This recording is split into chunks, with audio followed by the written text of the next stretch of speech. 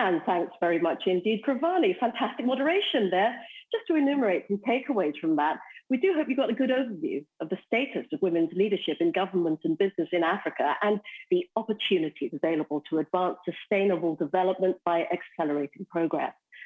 Do join round 2 of Target Gender Equality being offered in Morocco, Tunisia, Ghana, Nigeria, Kenya, Tanzania, and South Africa.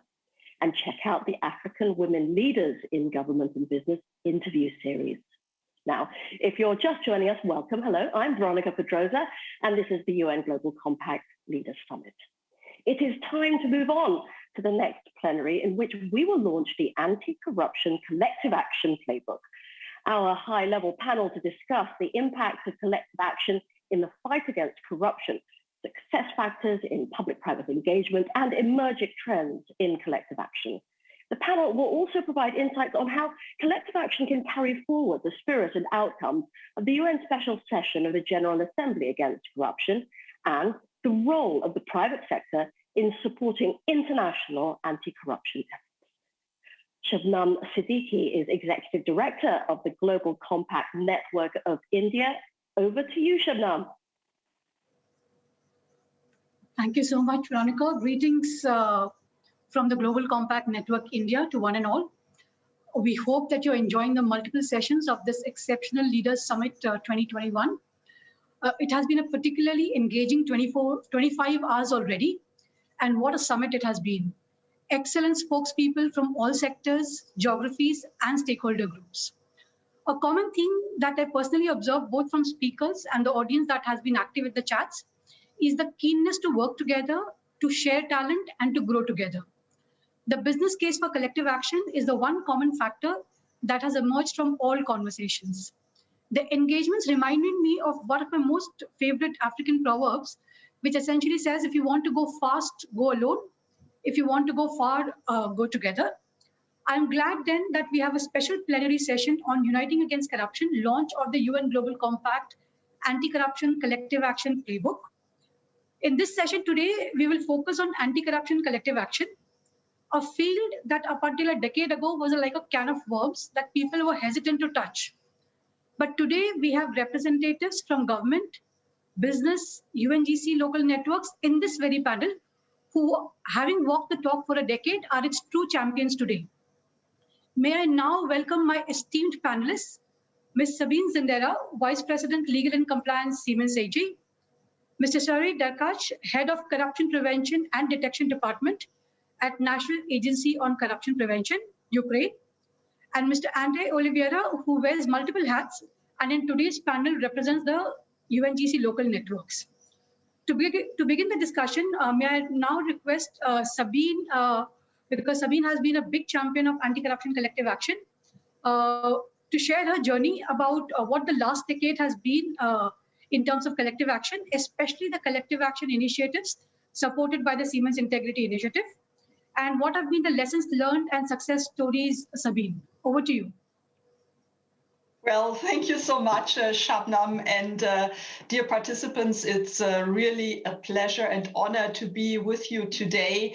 And yes, indeed, the collective action journey is quite a journey with all of its ups and downs over the past 10 years. Today is a very special day for me, my friends and colleagues and stakeholders all around the world on the occasion of this Leaders Summit, but also, of course, on the occasion of the launch of the Collective Action Playbook. Maybe a personal word, my name is Sabine Zindera, and I've been with Siemens for many, many years in various functions. And since 2008, I'm the head of Siemens's global collective action activities, but also of the Siemens Integrity Initiative. And Siemens is a company with about 300,000 employees in nearly all countries around the world. And we are active in intelligent infrastructure, automation, digitalization, and have been known a lot for our energy projects in the past. Well, Shabnam, you asked me about the journey and how had that journey been so far in the past 10 years.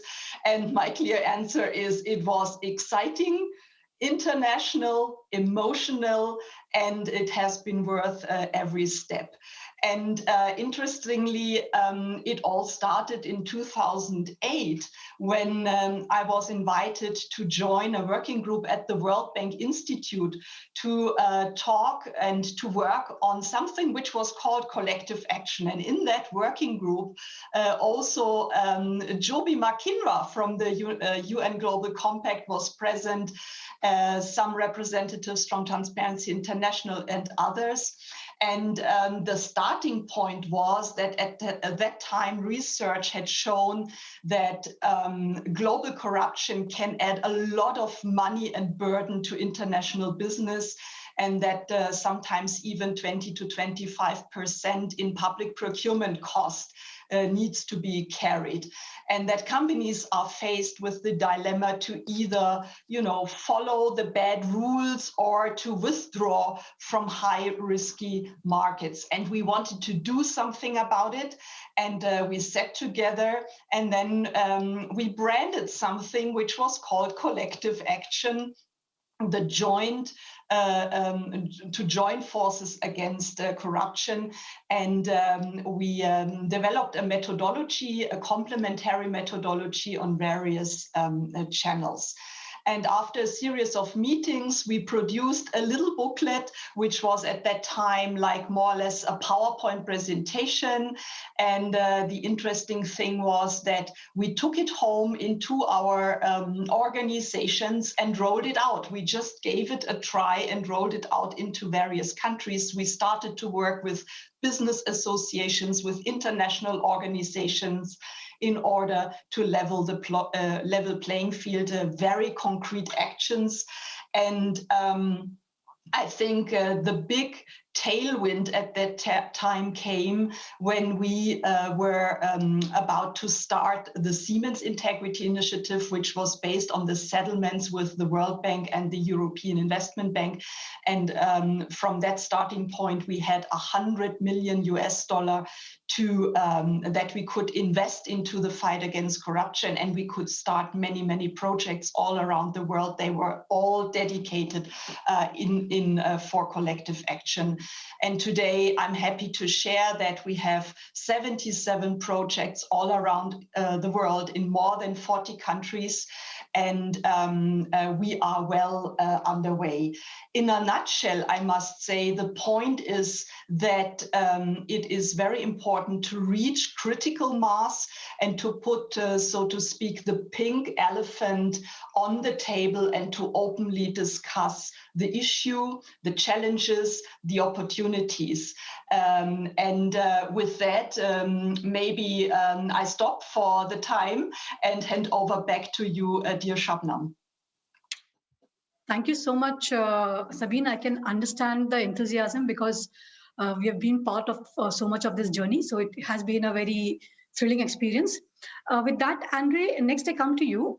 As the former executive director of Global Compact Network Brazil and the current member of the network's Anti-Corruption Collective Action Advisory Committee, how have you seen collective action evolve with your local businesses environment?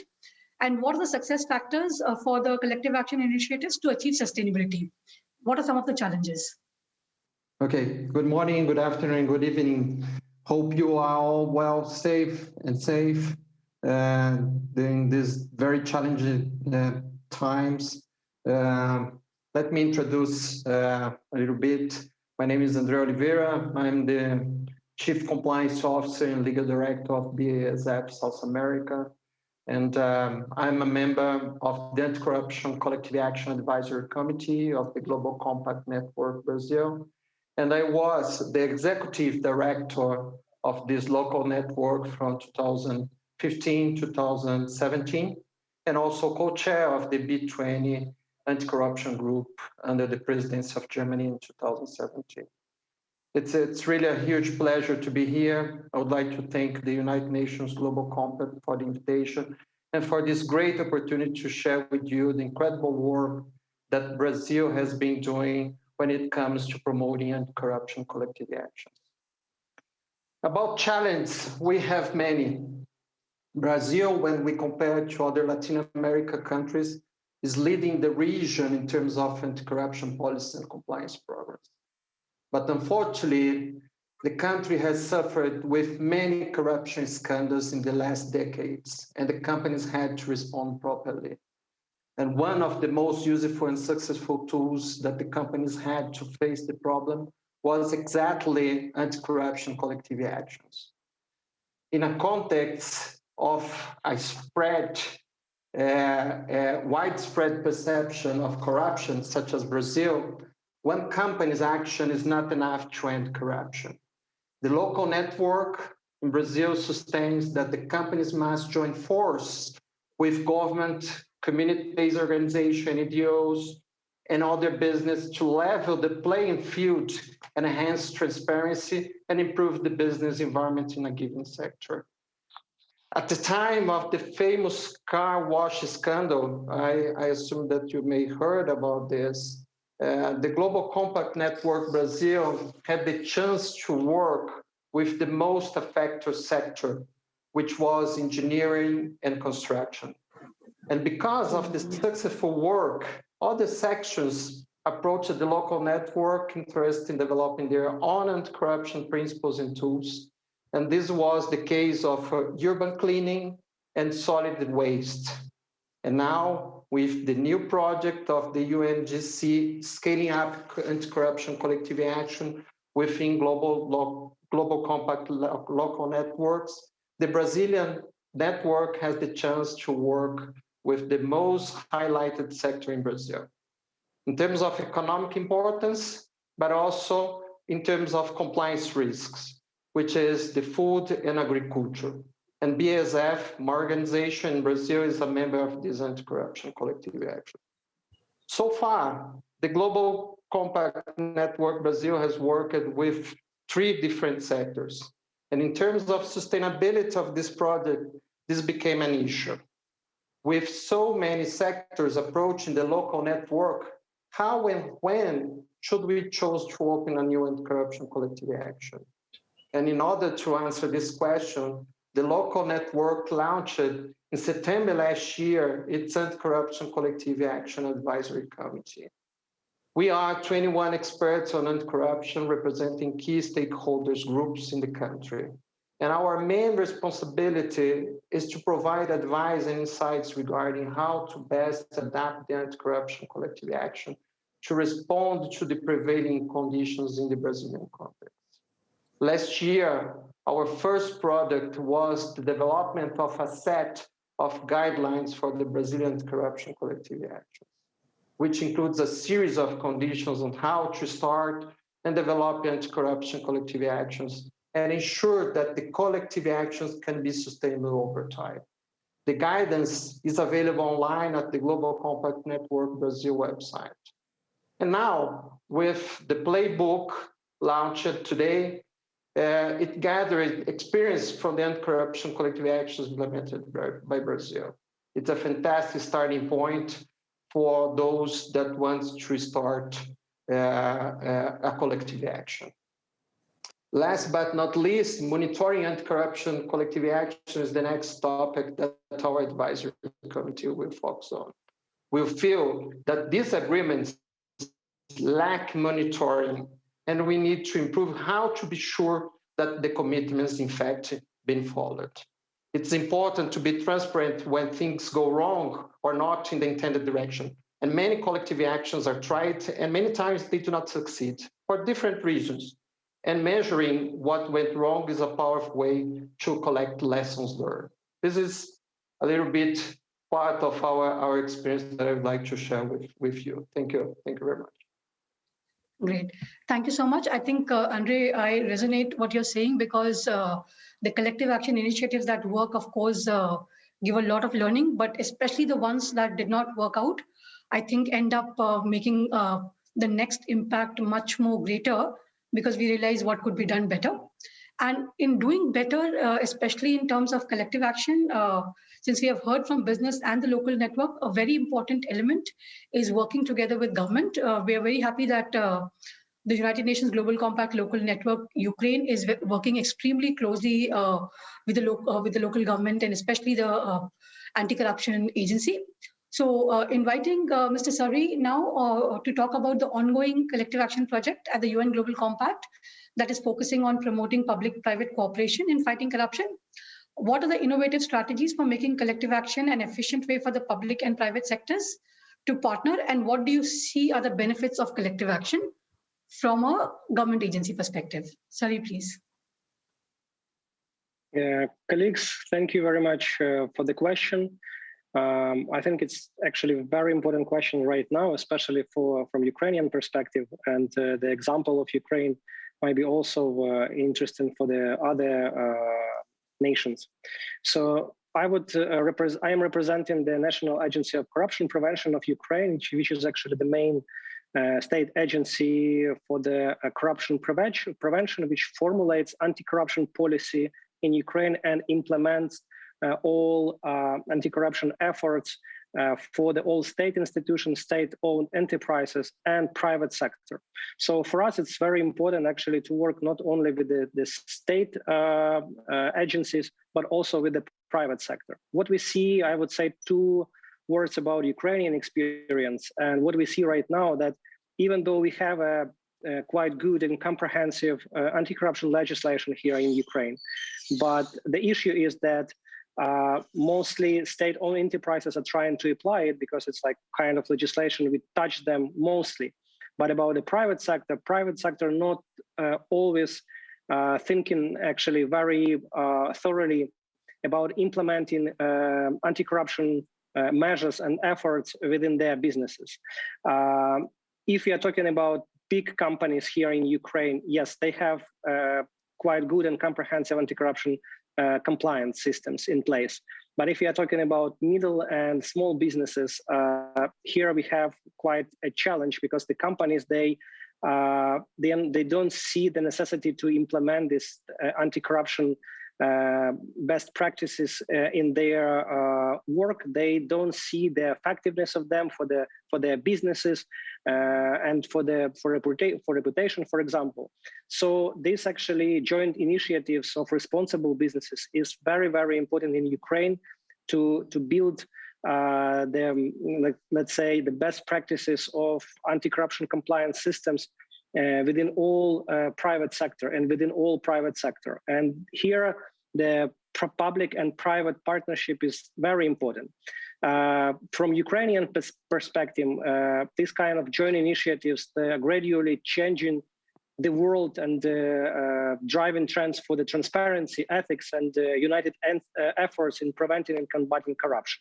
So here in Ukraine, we are thinking about it as well, and we have several good examples of this kind of joint initiatives. We have one of the organization which was established by the Business Ombudsman Council. It's called UNIQ, which gathered actually good examples of anti-corruption compliance. We also work here with the Global Compact, UN Global Compact, for several initiatives here which we are implementing here in Ukraine. So we are trying to work with the formulation state policy on anti-corruption from the state level as the state agency, but gathering for this kind of policy all the international and Ukrainian best practices from the business companies with the help exactly of joint initiatives to present the new model of, let's say, anti-corruption system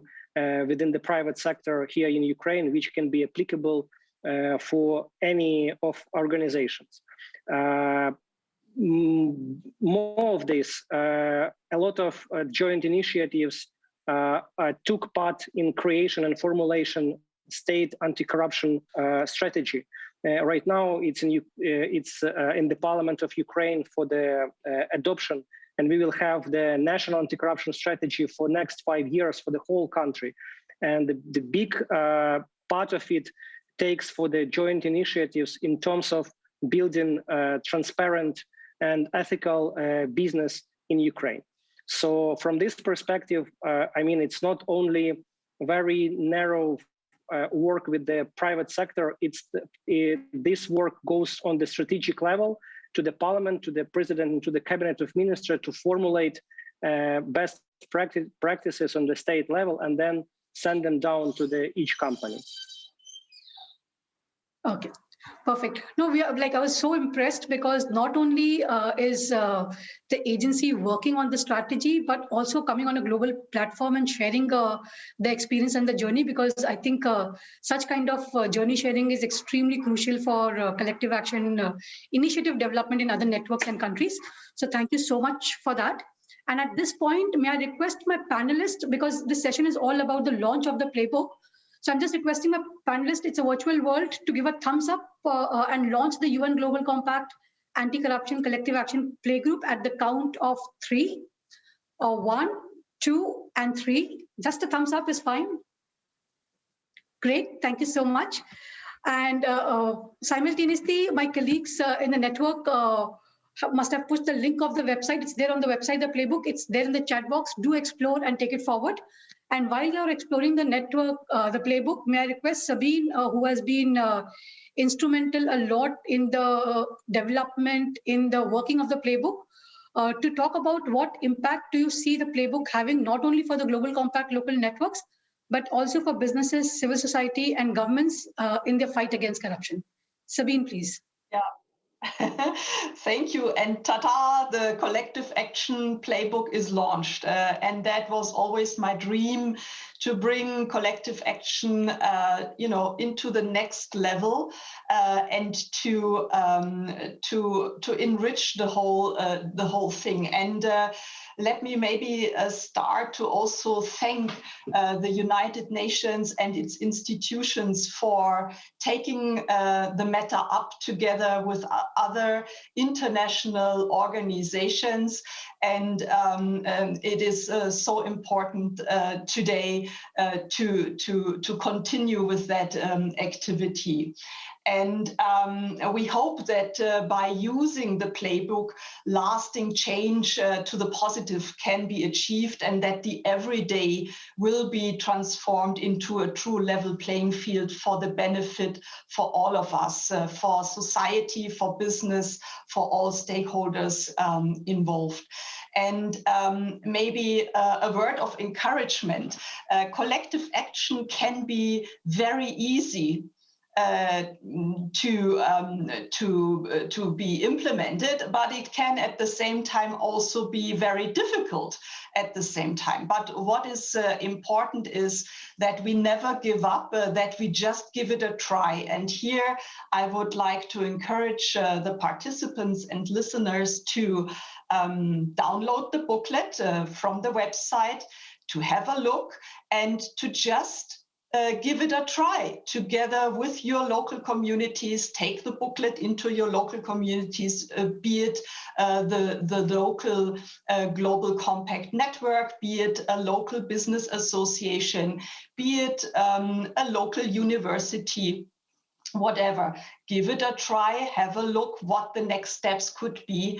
We are all asking for concrete implementation all the time. We all ask for, hey, how can we do more than just a paper? Here is the answer. The playbook gives concrete answers how to do things in a step-to-step or step-by-step approach. And it would be great that, for example, if we could share in one of the next summits or bigger events what the concrete outputs were from the first new actions on the ground. That would be really fantastic. Thank you, Shabnam. Thank you, Sabine. And before we proceed with the next round of questions, I would just wanted to acknowledge the entire anti-corruption working group at the United Nations Global Compact, who has gone back and forth on the playbook over almost 2 years now. And especially to Ola Joby Makinwa, who is leading collective action anti-corruption from the front at the UNGC, as well as Ashley Deming, who has put in a lot of energy, a lot of thought into the development of the playbook, and everybody else that we might not have come in contact with, but who have been working for the last 2 years in making this dream possible. So a big thank you to everyone. And that, I think, kind of beautifully ties up with the next segment of the questions, because we spoke about the journeys, the personal journeys of anti-corruption collective action that we have been on. We took a pause to launch the playbook as we see it in terms of both learning and what next steps. But as practitioners, what do you think are the next steps for anti-corruption collective action? And André, again, I start with you. Collective action is the heart of the new strategy of the United Nations Global Compact 2021-23. With that strategy, how can businesses bring anti-corruption efforts in practice and showcase measurable impacts through collective action? André, please. Thank you. Thank you for the question. I would say that the collective action is not only at the heart of the new strategy 2021-23 of the Global Compact, but also at the heart of the recently released public declaration from the special session of the UN General Assembly Against Corruption from May this year. And in order to show measurable impacts through collective actions, in the first place, it's important to set the baseline. It's very hard to claim that the collective action had any impact in the sector if no baseline was provided at the very beginning. Establishing the status quo is important for setting realistic goals and demonstrating results. But it's important to say that these metrics only tell one part of the story.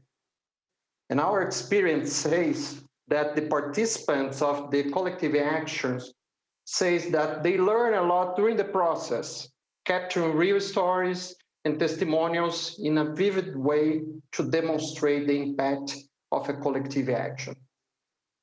At the Global Compact Network Brazil, we promote collective actions with clear, impactful objectives. Setting these objectives is an important step. And this means that the collective actions are more than a group to discuss and exchange experience. They also provide concrete tools and solutions to the corruption risks faced by the sectors. For example, the engineering and construction just launched this year an online platform with anti-corruption materials to engage the supply chain of the sector. The so-called the Movement for Integrity in the Engineering and Construction sector in Brazil is a collective action initiative that aims to raise awareness and understanding of integrity and corruption issues among supply chain in the engineering and construction sectors in Brazil. The project includes 18 major companies and 2 business associations. Together, the companies mobilized over 30,000 suppliers to join the movement. It's a really great initiative. Currently, Brazil is part of the UNGC 4 years project scaling up anti-corruption collective action within Global Compact local networks. In this project, it focuses on anti-corruption collective action on food and agriculture. It was launched this year in February. Despite all challenges, including reputational issues like wildfires and deforestation that you may heard, food and agriculture industry in Brazil represents the most relevant sector in terms of economic activity. The sum of goods and services generated in 2020 represented 21.4% of the Brazilian GDP. We are confident that this new anti-corruption collective action will be a successful one, especially because it will count on the step-by-step provided by the playbook and the strategical guidance generated by the advisory committee that I mentioned before. I would like to finish mentioning that in 2014, the former UN Secretary General Ban Ki-moon called the private sector to take action in these terms. Business group can convert anti-corruption action in firm support for sustainable development. I call on everyone to help end corruption and come together for global fairness and equity. The world and its people can no longer afford nor tolerate corruption. If I would add that now it's time for the private sector to take action together and support the anti-corruption collective actions. Thank you very much. Thank you, André. That is really indeed what we are going to go next, where we are going to go next. And with that, Sari, I come back to you. In terms of Ukraine and in terms of government trend, what do you think is the future of collective action? And will collective action, in your understanding, become a global norm in the fight against corruption? Sari, please. Yeah. Yes, thank you very much for the question. Firstly, I would say that just 2 weeks ago, actually, the head of our agency, Oleksandr Novikov, he delivered a speech at the special session of the United Nations General Assembly against corruption, when he spoke about the Ukrainian experience and our results and all of our work. It's not the results actually that were produced by the state agencies. It's also with the support of private sector and the joint initiatives. So from this perspective, the importance of collective actions goes to the very, very high level. From the Ukrainian perspective, I would say that the real example which we are working now, it's actually, we are formulating the state policy document for anti-corruption compliance for any of organizations, which will be the mandatory to use for all state-owned enterprises and some of the private sector, the big companies, to be assured that the best practices of anti-corruption compliance system are in place. And for this task, we gathered the group of 15 companies and representatives from 15 companies, which actually help us to create this document. Another point is that we need to share this document, and from this perspective, for example, UN Global Compact Ukraine helps us to create the training material and online training course to implement this policy document within all private sector in Ukraine. And it's actually very important that business would see that these best practices, not from the state perspective, but from their colleagues and partners that they are working with. And it would be a good example for them that there is a good actually to see good examples from other companies that they use good and comprehensive anti-corruption policies, and they can live without corruption in the country, and they should not tolerate corruption. For this perspective, we have lots of projects which we set with the private and public partnership. For example, we have a good project with one of the private company which actually pays to the whistleblowers which are blowing the whistle in the telecommunication sphere. So it's not only that public sector which actually helps the whistleblowers and encourage whistleblowers, but the private sector itself actually says the whistleblowing is very important in the country, and encourages people from the private sector to report and to be benefited from this. So colleagues, this is shortly about our Ukrainian experience. Thank you very much. Actually, I wanted to add one more thing, which André said, that they have really good examples or in different spheres of economy and maybe public administration. And we have these problems here in Ukraine as well. So right now, for example, as you know, the corruption has no borders. So very similar corruption schemes and corruption risk you can find in any of the countries in each particular sphere. So from our side, it will be very good actually to join these collective actions internationally wise, to see what kind of corruption risks were identified, what kind of corruption schemes were identified, what kind of measures and activities to mitigate this risk were already found and are actually effective.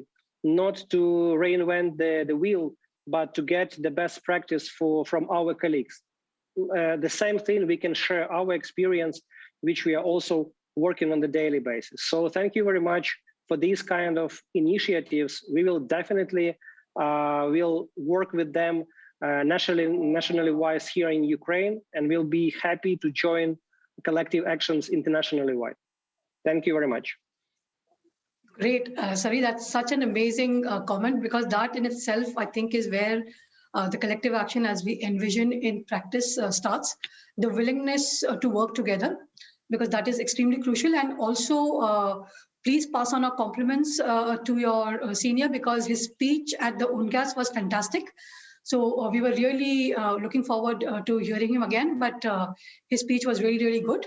And that brings me to my last question and last panelist, Sabine again. And this is again about UNGASS. At the beginning of June, for the people who are not aware, the international community witnessed the adoption of a concise and action-oriented political declaration to prevent and combat corruption and strengthen international cooperation at the special session of the General Assembly Against Corruption, as we call it, UNGASS. Angus, in your view, Sabine, how can private sector collective action carry forward the spirit and outcomes of UNGASS? Thank you, dear Shabnam, for the question. And I think the run-up for the UNGASS and the preparation of the UNGASS with so many stakeholders involved and contributions that we have seen, that is a true collective action in itself, right? Because over the time of, let's say, 2 years or so, trust is built, and we all need trust in order to conduct meaningful collective action. And of course, the pandemic was a severe, let's say, a barrier in order to further build up our personal relationships. But the key word is camera on. We were able to mitigate that a little bit through video conferences, but important to know, it is not a summit, or it is not an UNGASS, or it is not a single event that counts. It is the preparation phase and the run-up to that certain event. The same is true for the B20, of course. And maybe let me finish with a statement. Collective action is a true business case for companies.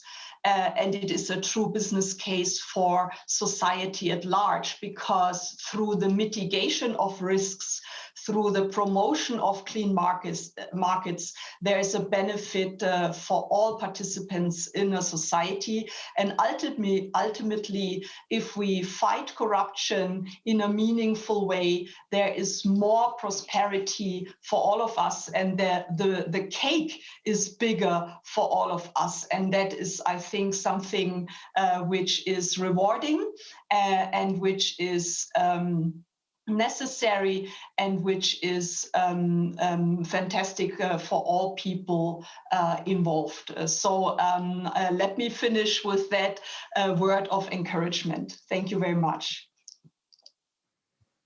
Thank you so much, Sabine, for those lovely comments. I think I just got disconnected for a couple of minutes. I see that we still have time, because we have been such great panelists and stuck to the time allocated. A last round of 30 seconds, 30 to 45 seconds. What is one thing from collective action that you find extremely special that has helped you in your personal and professional life? How has collective action impacted your personal or professional life? André, please. I like the word partnership. I like the word partnership, and I think that the fact that is the SDG 17 connect the agendas, the interests, and the needs of the world, then I think that we have to keep close and work together and be resilient to the challenge that we have. I think that we have to exchange more and learn with each other. This is the last words that I'd like to leave with you. Thank you again. Perfect. Thank you so much, André. Serhi, next, please. What have you seen collective action impact in your personal professional life? For me, it's a kind of example, or if I can say the role model, sometimes when I see how the anti-corruption actually measures can be taken in a proper way, in a professional way, how the business can work absolutely transparently and ethically. So this is example for me that we can combat corruption, we can prevent corruption using the really great examples from the companies, just sharing the experience and best cases between each other. Perfect. And Sabine, quickly, your last words? It's been worth every step. I truly appreciated and appreciate the collaboration with the many stakeholders all around the world. And at the end of the day, if we all sit in one boat and go into the same direction, then we can do things together in a meaningful and positive way. And the playbook today comes at the right moment for practical implementation. Just give it a try and share your experience with it. Thank you so much. Perfect. I think with that, we close this panel. Thank you so much to all my panelists for sharing such insightful experience. We have come far, but we have a long way to go together. And uniting business for anti-corruption is a common journey that we are on. And I wish all of us the best of luck in this interesting journey. Thank you so much. Have a good rest of the summit. Thank you. Thank you.